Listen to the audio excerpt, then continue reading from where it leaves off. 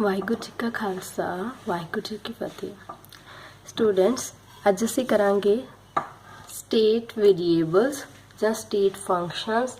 ਇਹਨਾਂ ਨੂੰ state parameters ਵੀ ਬੋਲਦੇ ਆ। ਐਕਚੁਅਲੀ ਕੀ ਹੁੰਦਾ, ਸਿਸਟਮ ਦੀ ਕਿਸੇ ਵੀ ਸਿਸਟਮ ਦੀ ਕੰਡੀਸ਼ਨ ਜਾਂ ਸਟੇਟ ਉਹ ਕਿਹਦੇ ਦੁਆਰਾ ਡਿਫਾਈਨ ਕੀਤੀ ਜਾਂਦੀ ਹੈ? ਵੇਰੀਏਬਲਸ ਜਾਂ ਸਟੇਟ ਪੈਰਾਮੀਟਰਸ ਦੇ ਦੁਆਰਾ। ਸਪੋਜ਼ ਕਰੋ ਇੱਕ ਗੈਸ ਜਿਹੜੀ ਹੈ ਉਹਦਾ ਪ੍ਰੈਸ਼ਰ 1 ਐਟਮੋਸਫੇਅਰ ਹੈ, ਟੈਂਪਰੇਚਰ 27 ਡਿਗਰੀ ਸੈਲਸੀਅਸ ਤੇ ਸਟੋਰ ਕੀਤੀ ਹੈ, ਵੋਲੀਅਮ ਉਹਦਾ 300 ml ਹੈ। ਠੀਕ ਹੈ, ਇਹ ਜਿਹੜਾ ਪ੍ਰੈਸ਼ਰ, ਟੈਂਪਰੇਚਰ ਤੇ ਵੋਲੀਅਮ ਜੋ ਗੈਸ ਦੀਆਂ ਕੰਡੀਸ਼ਨਸ ਦੱਸ ਰਿਹਾ, ਗੈਸ ਦੀ ਸਟੇਟ ਦੱਸ ਰਿਹਾ, ਠੀਕ ਹੈ, ਇਹਨਾਂ ਨੂੰ ਅਸੀਂ ਬੋਲਦੇ ਹਾਂ state variables.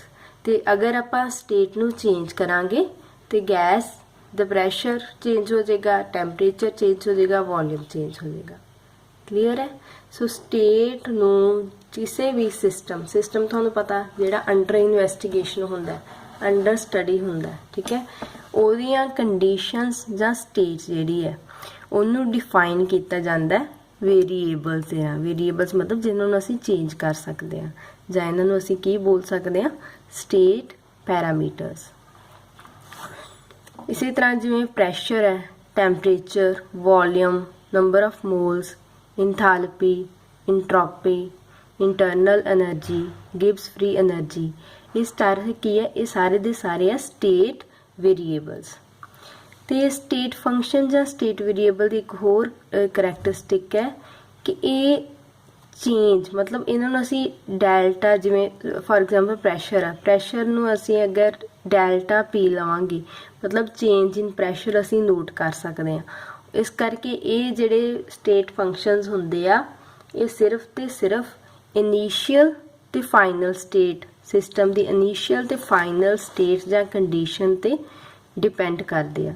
They don't depend upon the path by which that condition is achieved, by which that state is achieved. They only depends upon the initial and final state or condition. ਜਿਵੇਂ suppose ਕਰੋ pressure versus volume ਇਹ graph ਹੈ, ਠੀਕ ਹੈ। ਇੱਕ ਜਿਹੜਾ graph ਹੈ ਇੱਥੋਂ ਸ਼ੁਰੂ ਹੁੰਦਾ, ਇੱਥੇ ਖਤਮ ਹੁੰਦਾ, ਠੀਕ ਹੈ, ਔਰ ਦੂਸਰਾ ਗ੍ਰਾਫ ਇੱਥੇ ਸ਼ੁਰੂ ਹੁੰਦਾ, ਇੱਥੇ ਖਤਮ ਹੁੰਦਾ। ਹੁਣ ਜੇ ਆਪਾਂ ਡੈਲਟਾ ਪੀ ਕੱਢਣੀ ਆ ਮਤਲਬ ਚੇਂਜ ਇਨ ਪ੍ਰੈਸ਼ਰ ਕੱਢਣਾ ਤਾਂ ਇਹ ਕੀ ਆਏਗਾ? ਪੀ ਫਾਈਨਲ ਮਾਈਨਸ ਪੀ ਇਨੀਸ਼ੀਅਲ। ਤੇ ਡੈਲਟਾ ਵੀ ਕੱਢਣੀ ਹੈ, ਵੋਲੀਅਮ ਚੇਂਜ ਕਰਨਾ ਤੇ ਇਹ ਵੀ ਕੀ ਆਏਗਾ? ਵੀ ਫਾਈਨਲ ਮਾਈਨਸ ਵੀ ਇਨੀਸ਼ੀਅਲ। ਇਸੇ ਤਰ੍ਹਾਂ ਜਦੋਂ ਆਪਾਂ ਡੈਲਟਾ ਟੀ ਕਿਸੇ ਗ੍ਰਾਫ ਤੋਂ ਕੱਢਦੇ ਹਾਂ ਤਾਂ ਉਹ ਵੀ ਕੀ ਆਏਗਾ? ਟੈਂਪਰੇਚਰ ਜਿਹੜਾ ਫਾਈਨਲ ਹੋਏਗਾ ਮਾਈਨਸ ਟੈਂਪਰੇਚਰ ਇਨੀਸ਼ੀਅਲ। ਡੈਲਟਾ ਈ ਐਨਰਜੀ ਕੱਢਣੀ ਆ ਤੇ ਫਿਰ ਵੀ E F minus E I.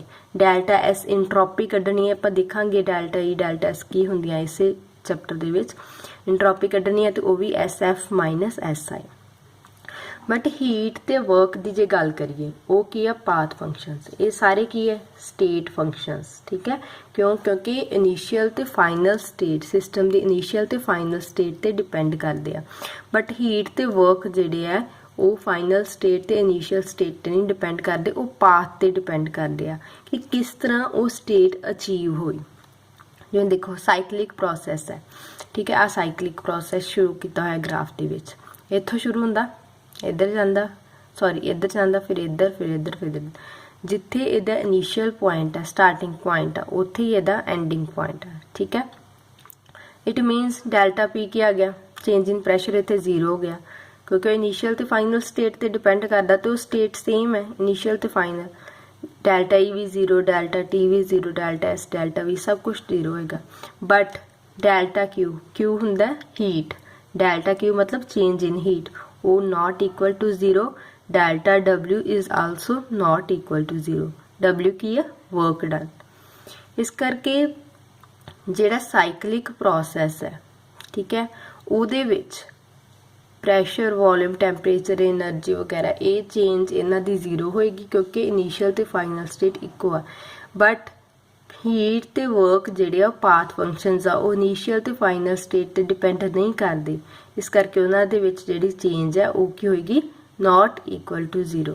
In any cyclic process change in state functions is always 0। आप गल कर चुके हैं, ठीक है। नेक्स्ट है टाइप्स ऑफ थर्मोडायनामिक प्रोसेसेस। पहले आइसोथर्मल प्रोसेस। आइसो मतलब सेम, थर्मल कितों वर्ड लिया हुआ है, टैंपरेचर नाल रिलेटेड है, ठीक है। आइसोथर्मल प्रोसेसेस वो प्रोसेसेस होंदे हैं which are carried out at constant temperature, जिन्हां विच डेल्टा टी की होएगा, चेंज इन टैंपरेचर की होएगा 0, ठीक है। एक आइडियल गैस होवे, ठीक है, आइडियल गैस होवे उहदे वास्ते डेल्टा टी भी 0, डेल्टा ई भी 0, क्योंकि एनर्जी की हुंदी है, एनर्जी आप किहड़ी कंसीडर करते हैं, काइनेटिक एनर्जी दे विच, ठीक है। तो kinetic energy is directly proportional to temperature, जिन्ना ज़्यादा टैंपरेचर होएगा उन्नी ज़्यादा जिहड़ी आ काइनेटिक एनर्जी होएगी, मतलब kinetic energy is dependent upon temperature. तो जे टैंपरेचर चेंज साडे कोल 0 आ, ऑब्वियसली एनर्जी भी की होएगी, चेंज इन एनर्जी भी की होएगी 0। नैक्सट है एडियाबैटिक प्रोसैस। एडियाबैटिक प्रोसैस हुंदा जिहदे च चेंज इन हीट जिहड़ी आ, नो एक्सचेंज ऑफ हीट होवे, चेंज इन हीट जिहड़ी आ की होवे 0, ठीक है। सिस्टम दी सराउंडिंग दे नाल कोई हीट एक्सचेंज नहीं हो रही, ठीक है। सिस्टम बिल्कुल आइसोलेटेड, बिल्कुल इंसुलेटेड है, ठीक है। नेक्स्ट है आइसोबारिक प्रोसैस। ओवरऑल प्रोसैस जिहड़ा कांस्टेंट प्रेशर ते होवे, आइसो मतलब सेम, बारिक मतलब बार किहदा यूनिट है, प्रेशर दा, सो बारिक वर्ड जिहड़ा रिलेटेड है प्रेशर दे नाल। प्रेशर वर्सेस वॉल्यूम जे आपां ग्राफ ड्रॉ करांगे ते कांस्टेंट प्रेशर ते ये वाला ग्राफ आएगा, आइसोबारिक इन्हों आपां कहांगे, ठीक है।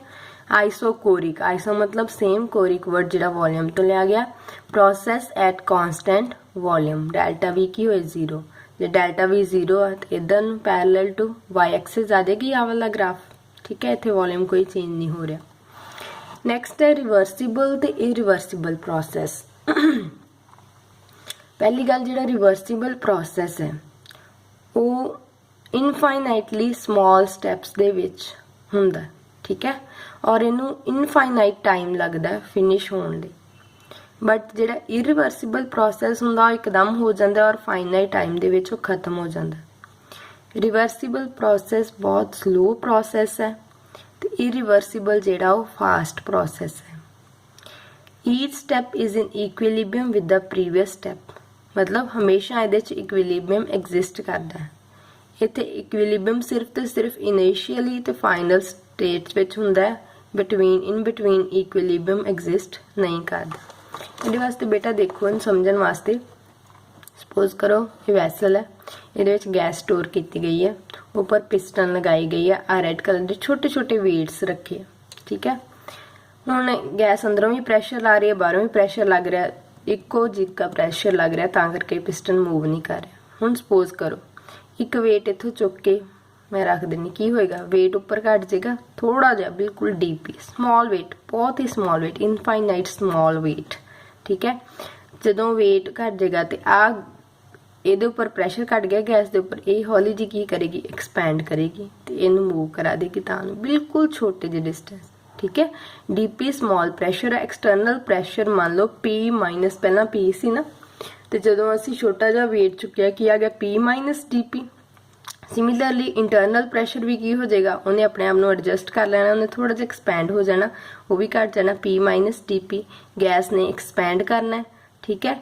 तो ड्राइविंग फोर्स ये थोड़ी जी लार्ज होंगी है दैन अपोजिंग फोर्स, मतलब P जिहड़ा बिल्कुल स्मॉल जिहा ਉਹਦਾ फर्क होगा, ਵੱਡਾ होगा P माइनस DP ਦੇ ਨਾਲ, ठीक है।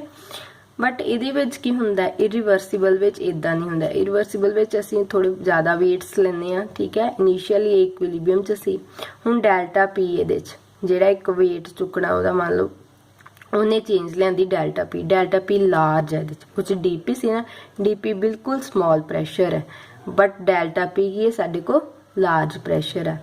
ਹੁਣ ਇਹਦੇ ਵਿੱਚ ਸਪੋਜ਼ ਕਰੋ ਉੱਪਰੋਂ ਅਸੀਂ ਇੱਕ weight ਚੁੱਕਿਆ, ठीक है, तो ये गैस एक्सपैंड होएगी क्योंकि उपरों प्रैशर जिहड़ा थोड़ा घट गया, गैस थोड़ी जी एक्सपैंड हुई तो ऊपर भी प्रैशर कितना हो गया P माइनस डेल्टा P, तो नीचे भी कितना हो गया थल्लियों कितना हो गया गैस का pressure P minus delta P, तां ही इक्विलिब्रियम अटेन होएगा क्योंकि ਇਹਦਾ भी प्रैशर घट जाना ना, इन्हें तां ਉਹਨੂੰ एक्सपैंड हो जाना।